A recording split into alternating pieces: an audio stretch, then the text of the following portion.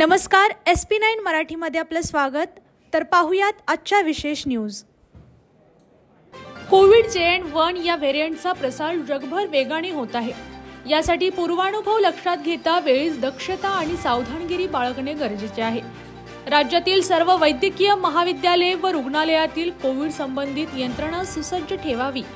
येणाऱ्या संभाव्य परिस्थितीला तोंड देण्यासाठी डॉक्टरांचे पथक, मुबलक औषध साठा व कोविड तपासणी किट उपलब्ध करून देण्याबाबत वैद्यकीय शिक्षण मंत्री हसन मुश्रीफ यांनी संबंधित विभागाला सूचना दिल्या।